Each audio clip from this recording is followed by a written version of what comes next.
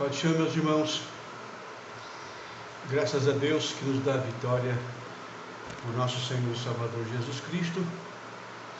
Nós estamos mais um domingo, nossa escola bíblica dominical, e nós temos falado um pouco sobre família.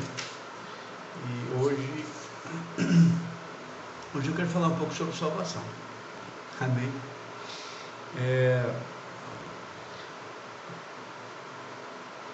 Existe muitas coisas para a gente resolver, para a gente acertar, mas não tem nada mais importante do que a salvação. A salvação pressupõe a intervenção de Deus sobre a nossa vida, e nós que éramos condenados à morte por causa do pecado, e condenados ao inferno por causa do pecado, porque o apóstolo Paulo, diz assim que o salário do pecado é a morte, mas o dom gratuito de Deus é a vida eterna em Cristo Jesus nosso Senhor. Então, a morte de Jesus, ou o sacrifício de Jesus na cruz do Calvário, tem como a importância, o pressuposto de prover a salvação para a humanidade. Um homem que estava condenado, perdido, e Deus fez um plano, plano da salvação. E a Bíblia afirma que Jesus é o Cordeiro morto antes da fundação do mundo. E nos tempos que nós estamos vivendo, nos dias que estamos vivendo, uma das coisas que a gente deve preocupar, que a gente deve pensar, é na salvação das nossas vidas, na salvação da nossa alma. Porque um dos propósitos, singulares, um propósito que é super importante, um dos propósitos de Deus ao enviar Jesus Cristo foi a salvação. Mas a salvação do homem não é uma ação de Deus que de repente Deus olha para o homem, pecador, debaixo do pecado, e Deus fala: puxa vida, e agora o que eu vou fazer? Eu preciso fazer alguma coisa, porque o homem se perdeu. Eu tenho que fazer algo para resgatar o homem. Não é bem assim. Segundo a Bíblia, a salvação do homem foi planejada por Deus antes da criação do homem. Amém? E quem conhece um pouco sobre Deus, acerca dos atributos de Deus, um dos atributos de Deus é a onisciência. É o atributo que mostra uma das qualidades de Deus, que é saber, conhecer, ter ciência de tudo, do passado, do presente e do futuro. Então, nada do que aconteceu com o homem pegou Deus de surpresa, tanto que Jesus é o Cordeiro morto antes da fundação do mundo. Jesus sempre foi a provisão de Deus para o resgate e para a salvação da humanidade. Amém?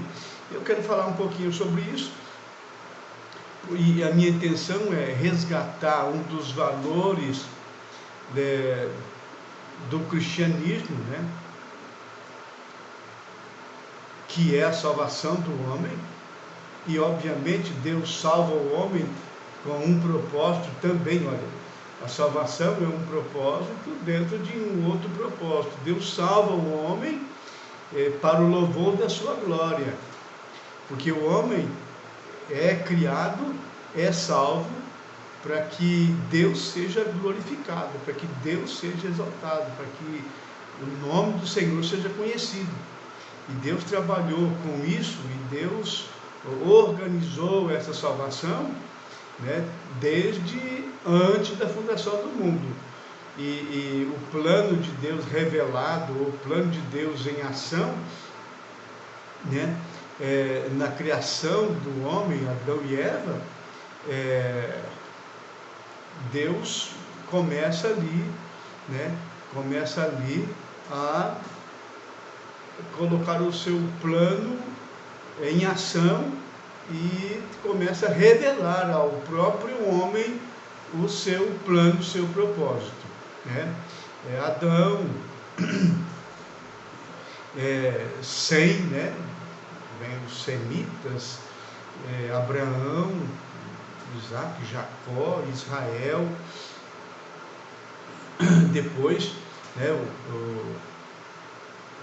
nós temos aí a criação de Israel, e por meio de Israel, aliás, né, desde a época de Moisés, né,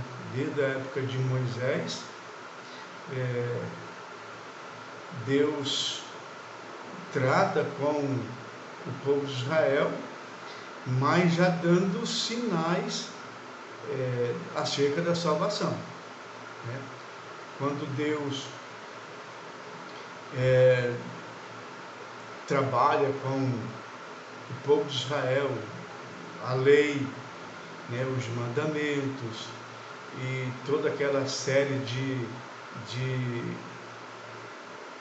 de práticas, né? Celebração da Páscoa, né? A saída do Egito, comemoração, né? Depois as festas, depois todos os mandamentos e leis, né? A instituição do tabernáculo, posteriormente o templo, e os rituais, tudo que aconteceram com a nação de Israel, são figuras do que viria a acontecer em Cristo Jesus, né? Nosso Senhor. Eu sempre conto uma história, né, de um hino, né, um hino que a gente já cantou muito, em alguns lugares ainda cantam bastante, e eu acho muito bom. Os hinos da harpa cristã tem letras teologicamente interessantes e tem revelações também bíblicas de cunho bem profundo, né? E tem um hino especificamente que tem um coro, né? Um coro de um hino. O hino começa assim: na cruz morrendo meu Redentor, minhas maldades todas levou, se o recebes tem seu amor, né? E o coro, né, o coro desse hino fala assim: quando Deus o sangue vir que Jesus já verteu, passará sem ter ferido, no Egito assim sucedeu. Muito maravilhoso. Eu gosto muito desse hino, que foi o primeiro hino que eu aprendi a tocar partitura, né? Eu tocava trompete, e é o primeiro hino que eu aprendi a tocar. Acho que é o 126, não sei, não lembro mais quem que é. Mas é isso. E esse coro, né, ele tem uma revelação bíblica maravilhosa, é muito bíblico mesmo. Mas a maior parte dos cristãos até cantaram, mas nem sabiam o que estavam cantando. Porque eu demorei para entender o que era aquilo, né? E depois que eu comecei a estudar a Bíblia, estudar teologia, estudar a história da salvação e a relação do Antigo e o Novo Testamento, né? Aí, olha bem, quando Deus, o sangue vir, que Jesus já verteu. Quando Deus olhar, quando Deus vê o sangue que Jesus verteu, olha, quando Deus o sangue vir que Jesus já verteu, aí passará sem interferir. No Egito assim sucedeu. Meu Deus, para quem não lê Bíblia e não conhece o Antigo Testamento, como que ele vai fazer uma relação, passará sem interferir no Egito, assim sucedeu, está fazendo uma relação de Jesus Cristo, nosso Salvador, o sangue de Jesus Cristo que nos purifica de todo pecado, e o autor do hino nos leva lá no passado, lá na época de Moisés, na morte dos primogênitos, quando o sangue foi aspergido nos umbrais da porta. Eu estou olhando para uma porta aqui do meu lado, nos umbrais da porta, e quando à meia-noite o anjo lá da morte passou para matar os primogênitos, os israelitas foram avisados que eles deveriam fazer um sacrifício, matar um cordeiro, pegar o sangue daquele cordeiro e passar nos umbrais da porta, e ficar todo mundo dentro de casa. Aí quando o anjo da morte passou à meia-noite sobre todas as casas em que nos umbrais das portas havia sangue passado, aspergido, derramado, tipo assim, pega um pincel ou alguma outra coisa, molha naquele sangue e passa em cima do sangue, foi um ritual. Então o anjo, quando passasse nas portas ou nas casas em que as portas tinha aquele sangue passado ali, o anjo passava e não matava o primogênito. Como só os israelitas fizeram isso, então todos os primogênitos dos filhos dos egípcios morreram, inclusive o filho do faraó.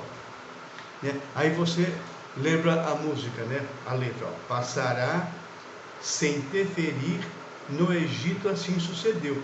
Então, o autor faz uma relação do sangue de Jesus Cristo, que é o nosso Cordeiro Pascual, e é o sangue de Jesus que nos purifica de todo pecado, e nós entregamos nossa vida para Jesus Cristo, então Jesus Cristo nos sara, nos purifica, certo? Então, da mesma forma que os judeus, os israelitas foram salvos pelo sangue aspergido nos umbrais, nós somos salvos pelo sangue de Jesus Cristo. Amém? Pelo sangue derramado, sangue de Jesus Cristo, que nos purifica de todo o pecado. Amém? Deixa eu orar com você. Vou falar mais um pouquinho, mas eu quero orar. Senhor, meu Deus, muito obrigado por este dia, esta manhã de domingo, quando nós estamos comunicando com os irmãos a Tua Palavra, citando a Tua Palavra e falando acerca da Tua Palavra e acerca da salvação, que é tão maravilhosa para todos nós que cremos em Jesus Cristo.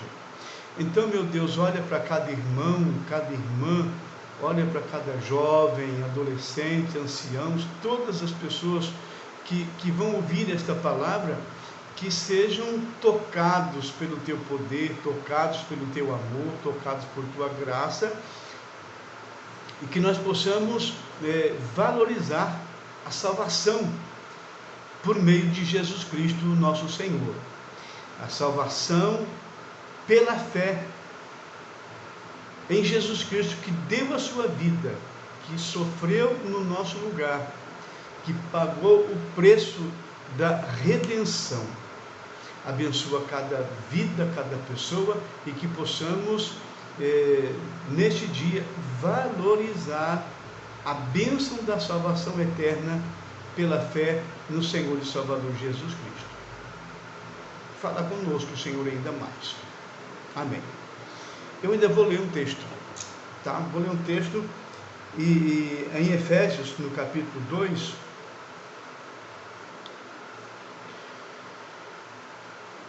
Efésios capítulo 2, eu quero que você pode acompanhar a partir do verso número 1, Efésios capítulo 2. Deixa eu achar uma outra versão aqui, né? Efésios capítulo 2.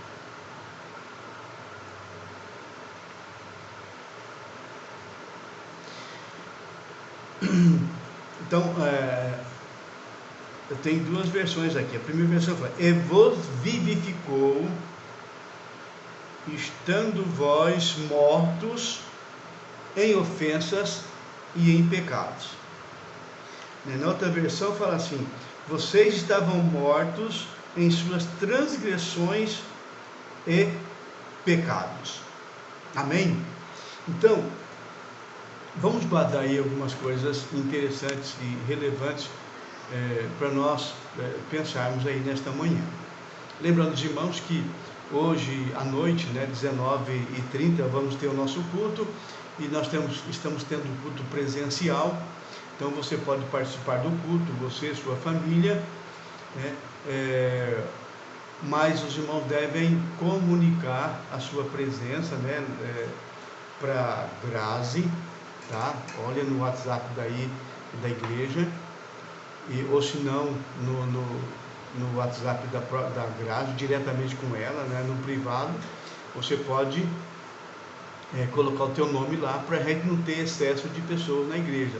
Nós podemos ter até 40 pessoas na igreja, né? Nossa igreja cabe 200 e poucas pessoas, né? Então a gente está podendo aí ter até 40, 50, até 60 pessoas, tá? 30%, né? Até 30% de pessoas. Então, mas é importante que você venha com máscara, né? Se tem algum parente que está diagnosticado com Covid, você também não venha, para não ter problema, né? Os irmãos que têm alguma doença também complicada, também assistam o culto, vai ser transmitido online, pode assistir em casa, certo? E a gente está tomando todos os cuidados. Estamos aí tendo um distanciamento segundo as normas da saúde, né? Uma pessoa da outra. Estamos medindo a temperatura de todos os que entram dentro do templo, amém? E aquele distanciamento aí recomendado, tá? Mas dê o seu nome aí para a gente ter um controle, para não ter pessoas em excesso. Eu sei que tem muita gente querendo vir na igreja e participar do culto presencial, que é muito gostoso mesmo, é verdade. Nós estamos com saudade disso. Mas se esforce para não vir sem dar o nome, para a gente não ter problema de excesso. Amém? Deus abençoe a sua vida. Então voltamos aqui.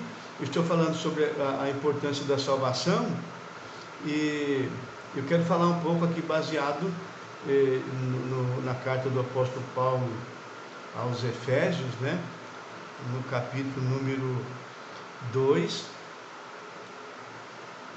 E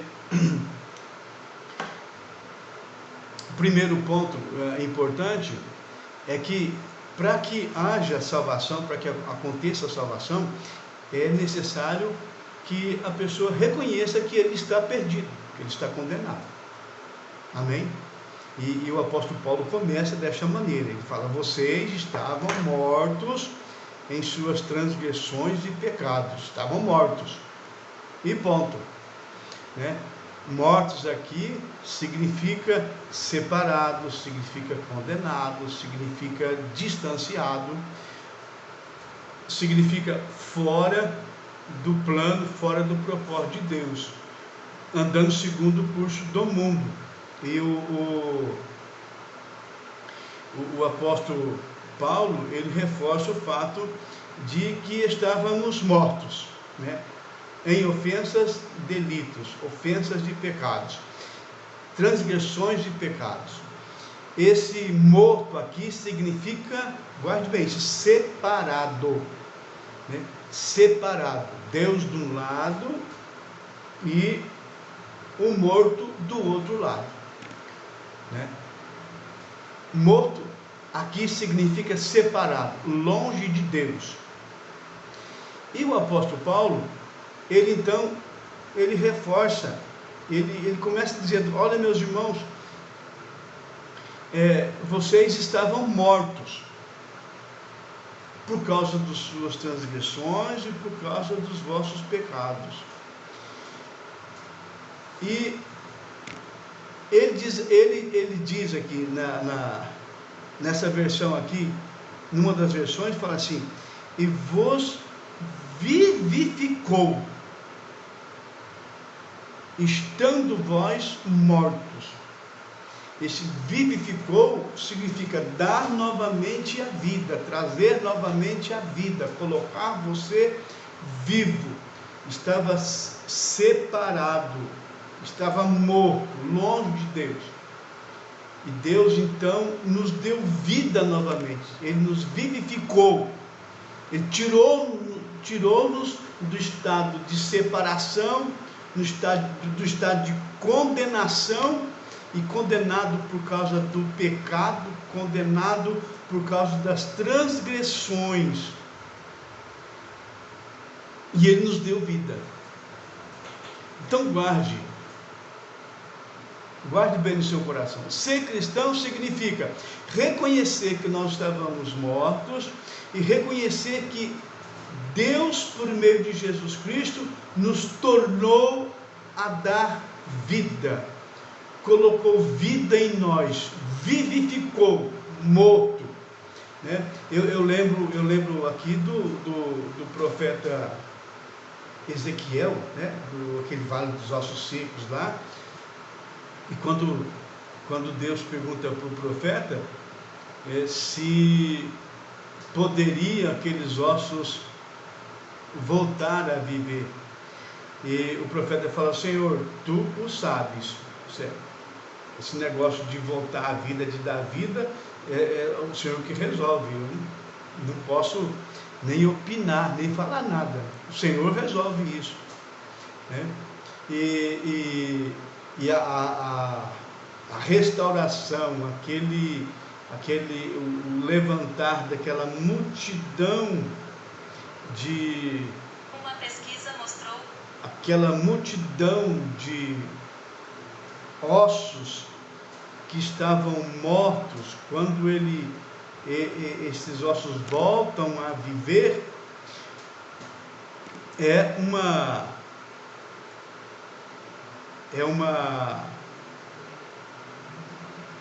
figura do que iria acontecer por meio de Jesus Cristo, né?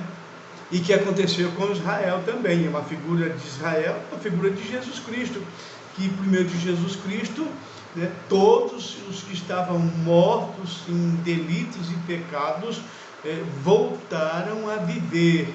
Estavam mortos, separados de Deus, voltou a ter comunhão com Deus. Então, guarde aí, o cristão, né? O cristão precisa saber, primeiro, que estava morto nos delitos e pecados, e por meio de Jesus Cristo, nós voltamos a viver. O Senhor nos deu vida, né? O verso 2 fala assim: em que noutro tempo andaste segundo o curso deste mundo, segundo o príncipe das potestades do ar, espírito que agora opera nos filhos da desobediência. Deixa eu ler aqui em outra versão: nos quais costumavam a viver quando seguiam a presente ordem deste mundo e seguiam o príncipe do poder do ar, o espírito que agora está atuando nos que vivem na desobediência. Amém?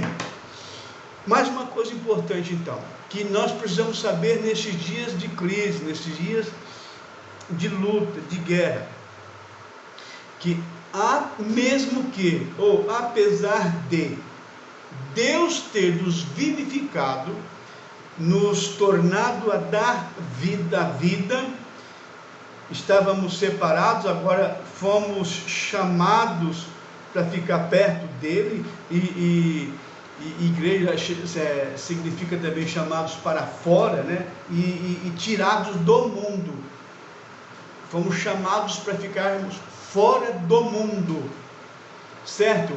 Mas o interessante, o que eu quero ressaltar, é que Deus nos salva, Ele nos vivifica, mas nos deixa aqui nesta terra, nos deixa aqui neste mundo, né? Aí o apóstolo Paulo, ele faz questão de dizer como é que o não cristão vivia anteriormente. Como que nós vivíamos anteriormente? Anteriormente nós vivíamos segundo o curso do mundo. Nós seguíamos e nós andávamos do mesmo modo ou da mesma forma que todas as pessoas sem Deus andavam, certo? Influenciados, dominados, escravizados pelo Deus deste século, né? Andávamos segundo o curso deste mundo, segundo o príncipe das potestades do ar. O mundo jaz no maligno. Esse mundo, né, esse modo, essa ordem vigente, né, do mundo que nós estamos vivendo e convivendo, né, está sob a influência e sob o domínio do diabo, tá? Dos espíritos malignos, demoníacos, que faz com que as pessoas enganem, que as pessoas mintam, que faz com que as pessoas roubem, que faz com que as pessoas cometam todo tipo de erro, todo tipo de miséria, todo tipo de engano, né? O mundo está sob a influência do maligno. Nós estávamos andando, o apóstolo Paulo fala, irmãos, lembrem-se que nós vivíamos da mesma forma que o mundo vive, certo? Então preste atenção no que eu vou dizer, né? Uma coisa aqui para a gente aplicar já. Qual é o modo de vida que você está vivendo agora? Como que nós estamos vivendo agora? A gente fala a mesma língua do mundo, certo? O mundo xinga, palavras de baixo calão, ficou comum, as pessoas falam, até no púlpito falam, né? As autoridades falam, xingam, aí o crente também xinga, né? Todo mundo pegou um exemplo, aquele auxílio aí para quem está desempregado e tal, pandemia. Aí descobre-se hoje que uma infinita quantia de pessoas não precisavam, não precisam, não estão enquadrados dentro dos critérios legais para receber esse auxílio, mas não está nem aí, né? A pessoa está trabalhando normal, recebendo normal, não perdeu nada, mas ele foi lá e pegou aquela parcela, aquele valor, né, que é para auxiliar o desempregado, né, o autônomo que ficou sem serviço, que diminuiu a quantia de serviço, etc. Tá, eu não quero entrar no mérito aqui, eu só quero comentar o seguinte, de que quando o cristão faz as mesmas coisas, né, que o ímpio, significa que a salvação não está tendo influência, relevância na vida. Por quê? Porque quem é vivificado, né?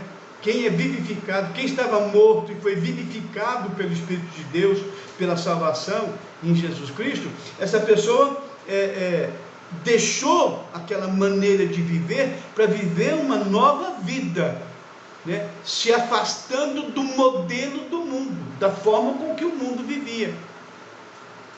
E isso é importante. Aquele que enganava não engana mais, aquele que mentia não mentia mais, aquele que prostituía não prostitui mais, né? E tantas outras coisas, né? Aquele que xingava palavrões não xinga mais. É mais ou menos assim. Agora, se você é um cristão, né? E a pessoa mente e você mente junto, a pessoa xinga e você xinga junto, né? A pessoa desfaz do outro e você desfaz também. Isso denota, isso testemunha, corrobora, né, ou comprova a não conversão, a não mudança de vida. Por quê? Ora, se o mundo estava seguindo nessa direção e você se tornou cristão e continua seguindo na mesma direção, né, não aconteceu nada. Você está no meio dos crentes, né? Se autodenomina cristão, mas você fala a linguagem do mundo, você pratica a prática do mundo, você anda junto com o mundo, você comunga com o mundo, né? Quando a gente está fazendo isso, nós estamos testemunhando que nós não encontramos o Senhor Jesus Cristo. E é muito importante que esse momento que estamos vivendo é uma oportunidade do cristão viver um cristianismo genuíno, um cristianismo verdadeiro, mostrar, porque é o seguinte, essa coisa de mostrar que é crente dentro da igreja, a gente acostumou muito com isso. A pessoa se veste de crente ou de cristão, vai para a igreja, né? Ali dentro só tem crente mesmo, ali está tudo maravilhoso. Mas hoje, com essa coisa de poder ir pouco na igreja ou não ir na igreja, a gente convive menos com o templo ali, com a igreja, com os irmãos, mas obrigatoriamente a gente continua convivendo com pessoas não cristãs. Vai no mercado, vai para o trabalho, vai fazer algum serviço, você é obrigado a ir ao banco e fazer várias outras coisas. Alguns optam em não vou à igreja, mas vai em tudo quanto é canto, né? Em tudo quanto é lugar. E quando vai em tudo quanto é lugar, não se comporta como cristão. Então, nesse caso, perde-se uma boa oportunidade para testemunhar as transformações que Deus realizou na nossa vida. Amém? Então, o que eu estou falando? É importante hoje, em plena pandemia, a gente considerar, rever os conceitos relacionados ao cristianismo, à vida cristã, né? E vivermos a palavra de Deus, não nos aproveitarmos dessa situação para afastar de Deus e fazer um novo pacto com o mundo, ou com o sistema falido, pecaminoso, com esse sistema que outrora, anteriormente, nós andávamos. Amém? Então, esse mundo está sob a influência do maligno, e nós precisamos levar isso em conta, devemos levar isso, pensar sobre isso, né? Estamos no mundo, somos cristãos, Deus nos vivificou quando nós estávamos mortos, mas Deus concede com que nós permaneçamos aqui nesta terra, aqui neste mundo, não para comungar com o mundo, não para viver de acordo com o mundo, mas para a gente fazer a diferença no mundo, para a gente viver uma vida em que as nossas ações glorifiquem a Deus, enalteçam a Deus, engrandeçam o Senhor nosso Deus. Amém? Por isso, é importante o que o apóstolo Paulo diz aqui para nós.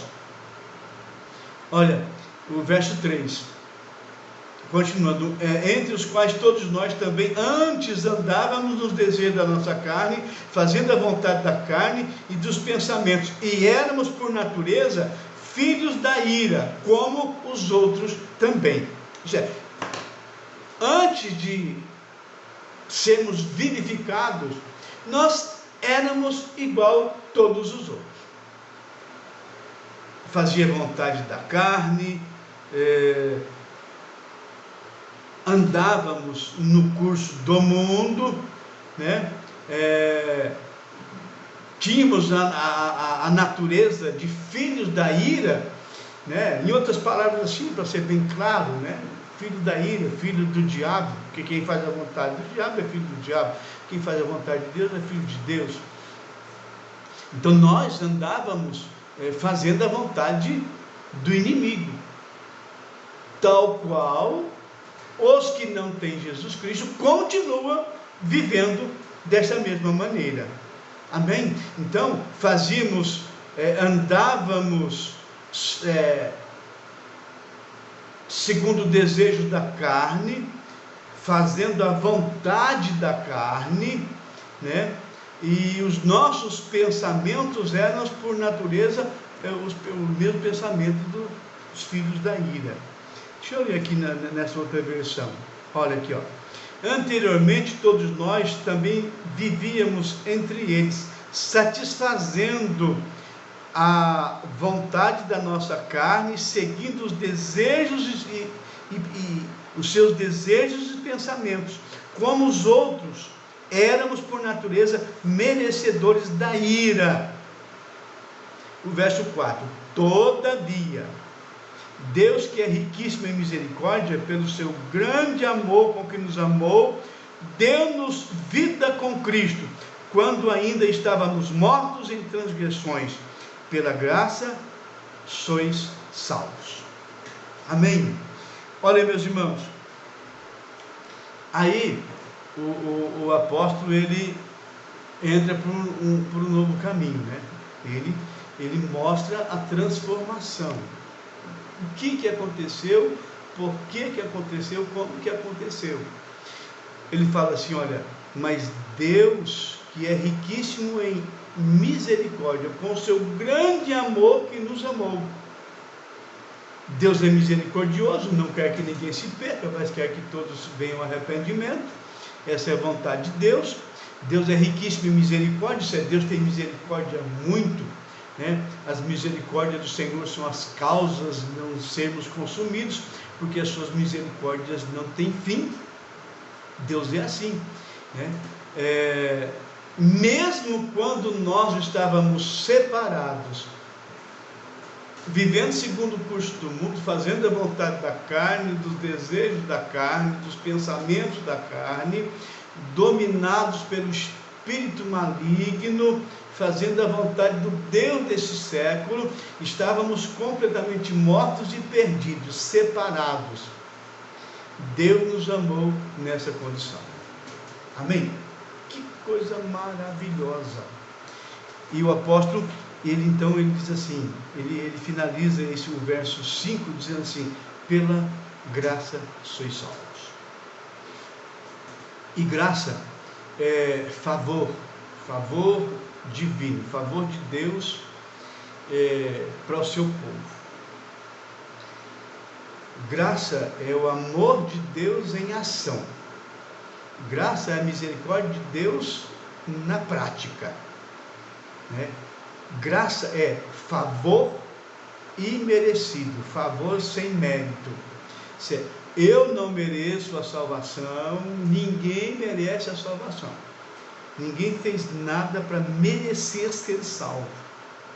Mas a graça de Deus, né?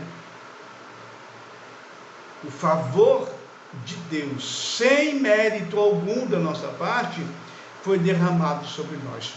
Pela graça sois salvos. Então Deus proveu essa salvação gratuitamente para cada um de nós. E eu quero que você, cada irmão, cada pessoa que está nos ouvindo nesta manhã, saiba que o grande amor de Deus, e as misericórdias de Deus, e a graça de Deus, é que produz esse novo homem, essa nova vida, essa esperança de salvação, e a salvação das nossas almas. E eu gosto de falar sobre a salvação, né, a vida eterna. Eu gosto de dizer que vida eterna é a vida que nunca tem fim, é a vida que nunca acaba. Todo cristão precisa, no mínimo, ter noção do que é a vida eterna. E a gente precisa fazer parâmetros, comparação com o tempo da nossa vida aqui na Terra, com o tempo dado, presenteado por Deus a todos aqueles que creem nele, que confessam a Ele como Senhor e Salvador de suas vidas. O salmista fala: a duração da nossa vida é de 70 anos, alguns, por sua robustez, chegam a 80, mas o maior deles é canseira e enfado. Amém? É verdade. Depois de 70 anos, a gente consegue fazer muita coisa, mas a gente não consegue fazer muitas coisas também, né?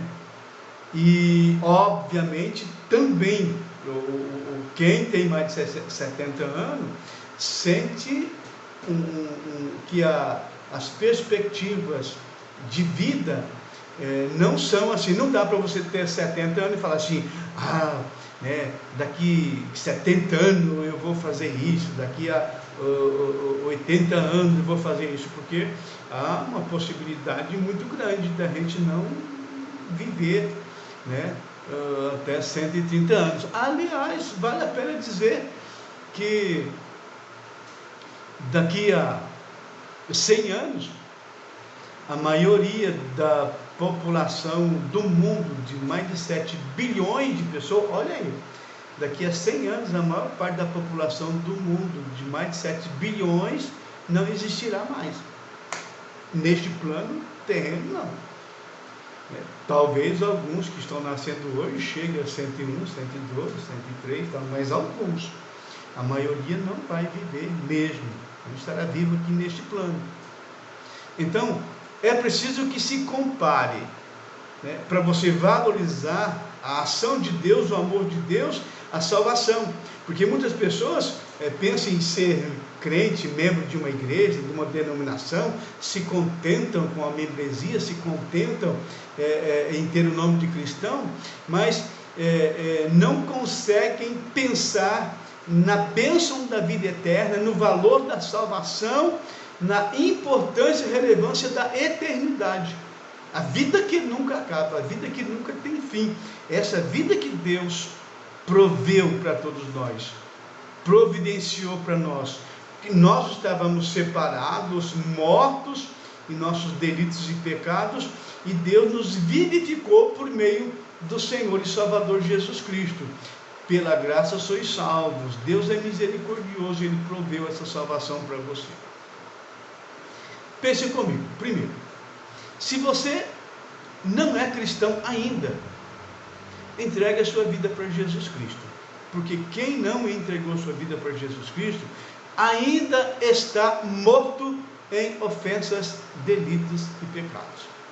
Então entregue a sua vida a Jesus, confesse a Jesus como Senhor e Salvador de sua vida, e você também vai ser salvo pela graça, pelo favor de Deus, perdão de pecados e vida eterna por meio de Jesus Cristo, nosso Senhor e Salvador.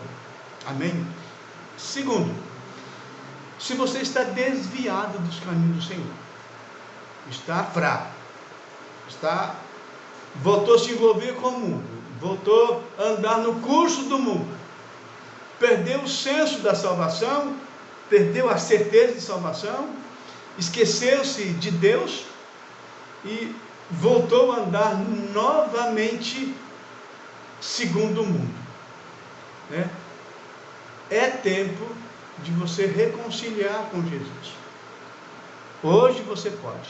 entregar a nossa vida, a sua vida novamente a Jesus Cristo, dar um passo para perto do Senhor. Ele é misericordioso e por meio da graça do Senhor Ele vai perdoar todos os seus pecados e vai colocar você novamente nesse plano maravilhoso de vida eterna, vida que nunca tem fim. Amém? Em terceiro lugar, se você é cristão, está bem, está firme, permaneça firme, confessando a Jesus Cristo, vivendo a palavra de Deus, não se conformando com este mundo. Permaneça no mundo, mas sem andar no curso do mundo, sem viver de acordo com o mundo, mas viver de acordo com a palavra do Senhor, viver uma vida cristã, a vida de Cristo sendo reproduzido em você no dia a dia. Que Cristo Jesus apareça. Cristão significa pequenos cristos, imitadores de Jesus Cristo. É isso que Deus quer que nós façamos hoje. Não se deixe envolver pela politicagem, não se deixe se envolver pelo sexismo do mundo atual, pelo materialismo do mundo moderno, né? Volte-se para o Senhor Jesus Cristo, valorize a vida eterna e tenha o antegozo da morada celestial. Deus te deu a vida eterna e quem tem Jesus Cristo tem a vida eterna. Amém? Que Deus abençoe a sua vida nesta manhã. Que você tenha um bom dia e que Deus continue dando oportunidades para cada um de nós, para nós valorizarmos a salvação, a bênção da vida eterna por meio do Senhor e Salvador Jesus Cristo. Um bom dia para você, muitas bênçãos na sua vida, na sua história. Eu quero terminar fazendo mais uma oração. Amém? E já convidando a cada irmão para estar conosco à noite no templo, né? Quem está aqui em Santo Anastácio, vem aqui para a igreja. Ou onde você estiver, procure uma igreja evangélica, né? Se tiver avivamento bíblico aí por perto, procure, né? E vá participar de um culto onde você vai ouvir uma mensagem sadia, uma mensagem sempre bíblica, de um povo muito abençoado por Deus, e todos vão se sentir honrados em ter você participando da nossa reunião. Amém? Oremos em nome de Jesus. Muito obrigado, meu Deus, por esta manhã de domingo, que a Tua palavra permaneça sobre cada coração e que nós possamos valorizar a salvação, a vida eterna, pela fé no Senhor e Salvador Jesus Cristo. Abençoa as pessoas que ainda não entregaram a sua vida ao Senhor, que possam fazê-lo agora e começar a seguir, a servir ao Senhor e recebam também a vida eterna, sejam vivificados, sejam retirados, meu Deus, desse curso de perdição e comecem a andar para a vida eterna, caminhar para a eternidade com Deus, tendo a salvação de suas almas como uma certeza, uma convicção que o Espírito Santo vai sempre testificar na sua vida. Abençoa, meu Deus, aqueles que estão desviados, que possam reconciliar-se com o Senhor Jesus Cristo, em nome de Jesus Cristo, e voltar a andar em direção ao céu. E abençoa os que estão firmes e fortes, que não se deixem influenciar pelos poderes mundanos, pelo momento tão difícil que estamos vivendo, que nada, Pai, nem a falta de saúde, ou de dinheiro, de emprego, que nenhum problema que chegar na casa, no lar de cada uma dessas pessoas, possa conduzi-los a fraquejar, a desanimar e a se afastar do Senhor, mas que permaneçam cada dia mais firmes e fortes para a honra e glória do Senhor nosso Deus. Nós oramos, nós pedimos, nós te agradecemos em nome de Jesus. Amém, amém Amém, Jesus. Deus abençoe a sua vida, que o Espírito de Deus continue falando ao seu coração. Você tenha um bom domingo e muitas festas, muita alegria, muita bênção na sua vida. Um beijão aí no seu coração, fica com Deus. E procure uma igreja evangélica, né, e participe. Louve ao Senhor, sirva ao Senhor, sempre. Grande abraço, fica com Deus. Amém.